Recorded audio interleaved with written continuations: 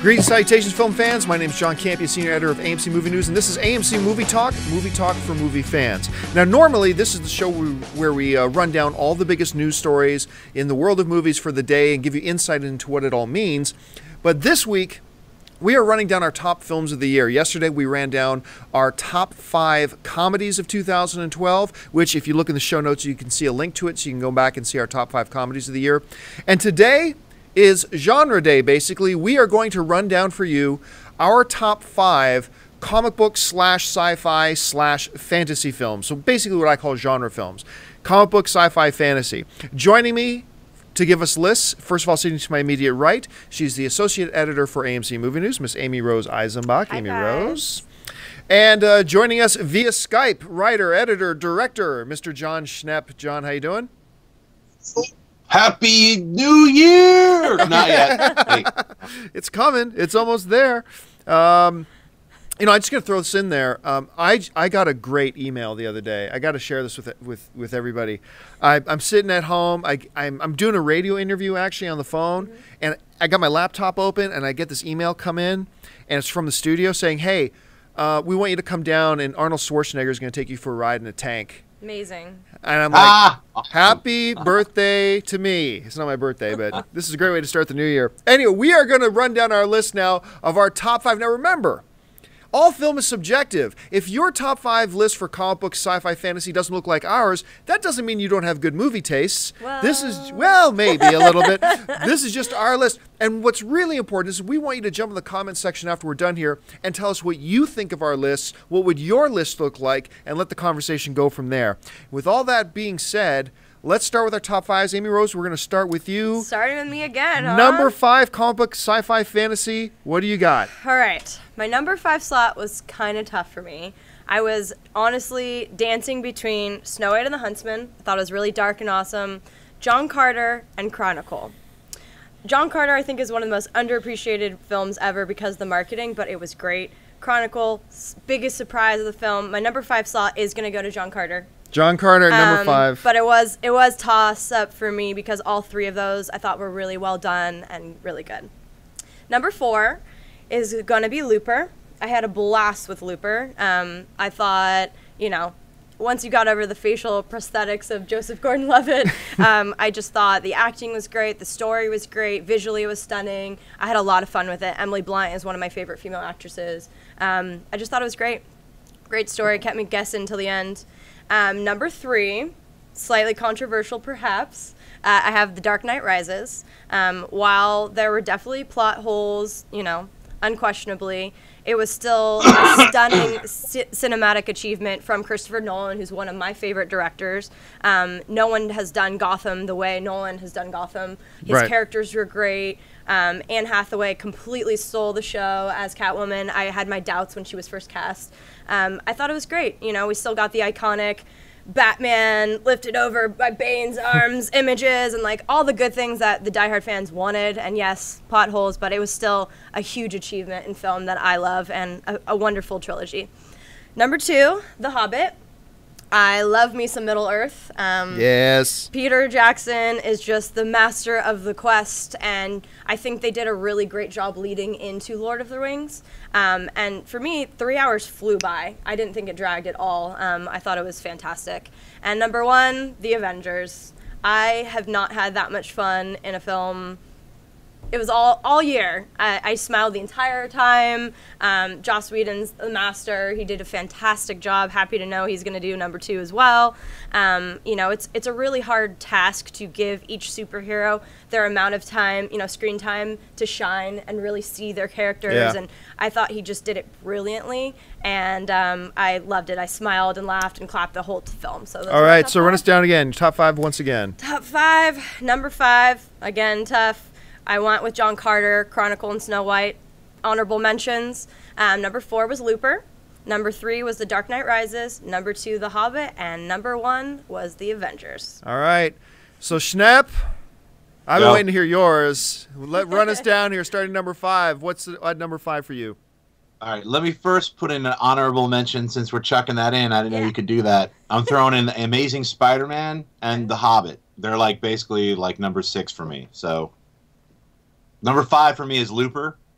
Nice. I love that. I love that time travel movie, and like it was just incredibly exciting to see some time travel movie done in the scene where the guy's like slowly falling apart. If you haven't seen the movie, it just came out on DVD. I highly suggest seeing Looper. So that's my number 5.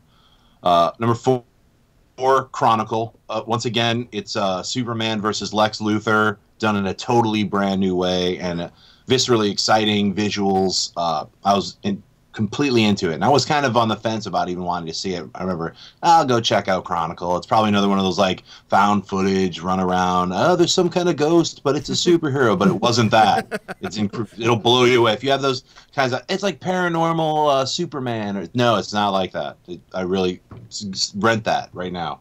Number 3, everyone's gonna disagree with me. I put Prometheus. Whoa.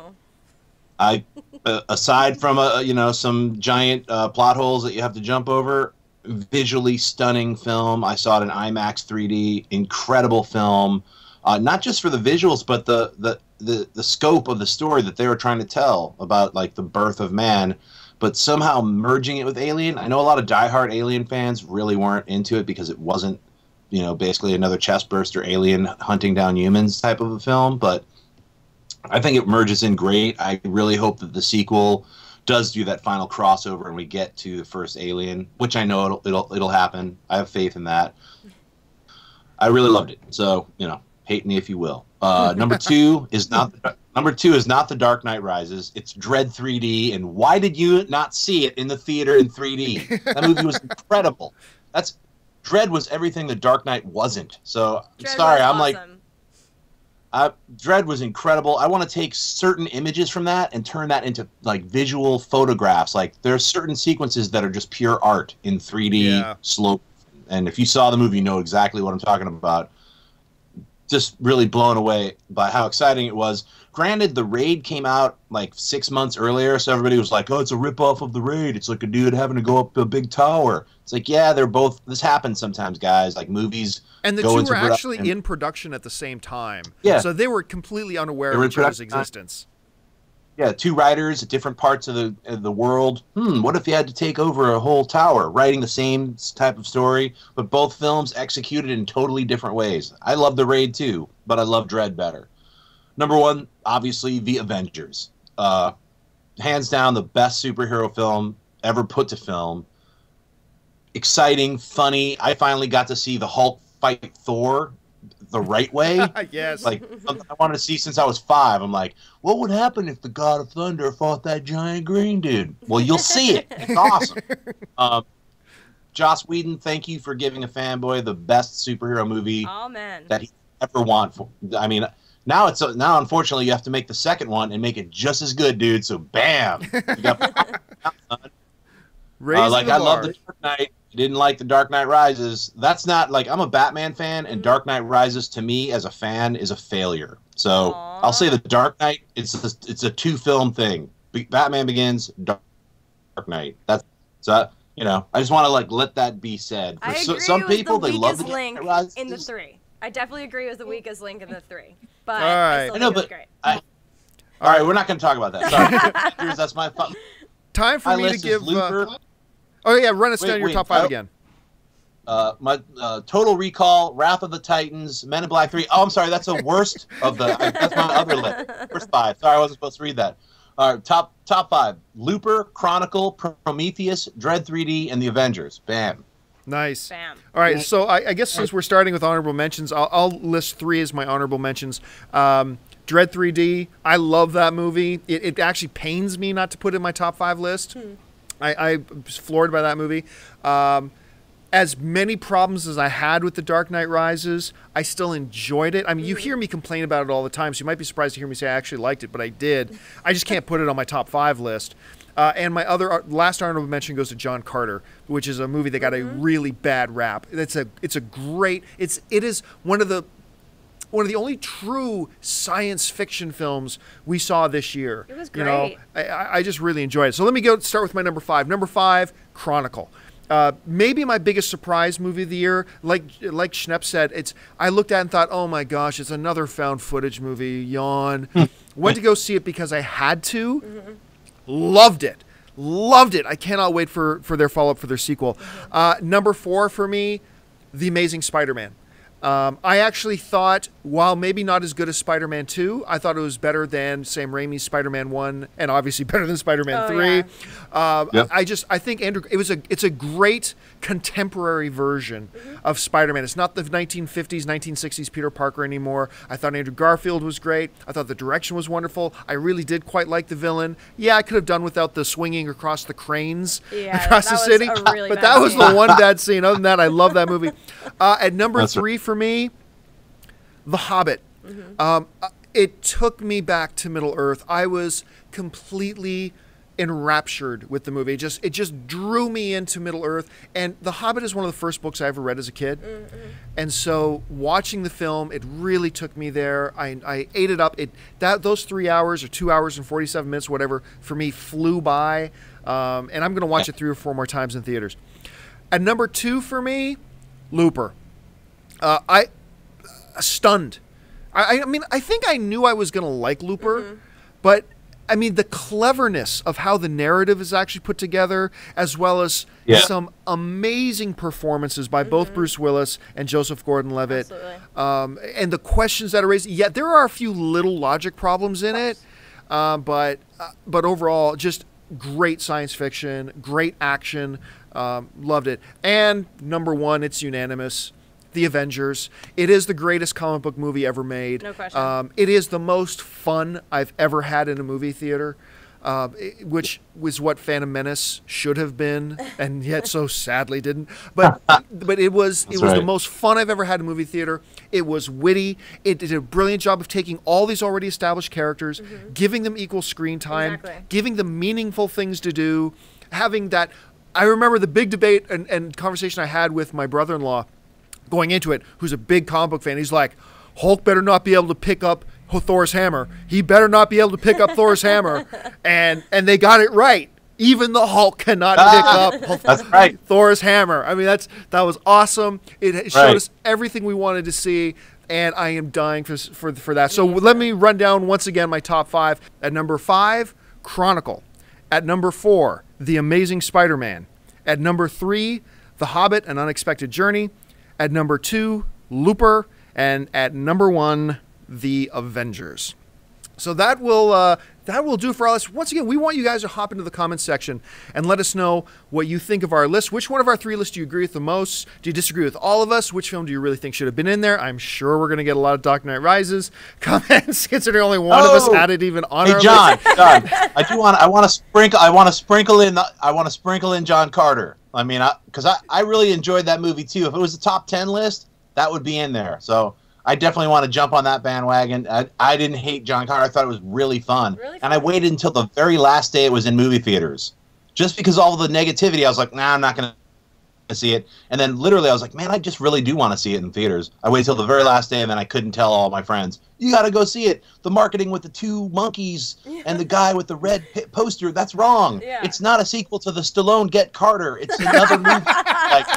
I tried to convince people, like, no, why is it a dude all sullen with a red background and 2 white apes? It was like, don't go with they ruined the marketing's horrible. Exactly, it's like, but it's got everything you need. I couldn't even explain. When I first saw it, I was like, what is it? One of the worst marketed films of all time. And, that brings me into this. I just wanted to pepper this in here just as a little bonus for you guys. I'm just going to list for you guys 4 movies this year that I think really, I'm not going to call it the underrated list. I'm going to call it the deserved more love list. Okay. So here's 4 films for you guys from 2012 that I really think deserve more love. And obviously, at the top, this is in no particular order, but at the top of the list would be John Carter. This is a movie that deserved more love. It's a fun, pure science fiction film. Exactly. It's like a 100-year-old story. I really enjoyed this film quite a bit, and it breaks my heart that it lost so much money for Disney, because they were going to make more of them. I wanted a sequel. And now they won't. Dread is a movie that none of you went to see. It was amazing. Yeah. None of you went to see, and you really should have. Make sure, and it's too bad you're not going to get to see it on the big screen. Carl Urban is the man. Carl Urban is the man. Also, The Perks of Being a Wallflower. It's getting a lot of critical love, and I was late to the party for it, but it's a special little film. Try to see if you can. And lastly, is a film that a lot of people talked about that nobody went to go see, was Haywire. Yeah. Some wonderful action in that film. So much fun. Yeah. It was great. And Gina Carano, like, Fighting, she's awesome. Yeah.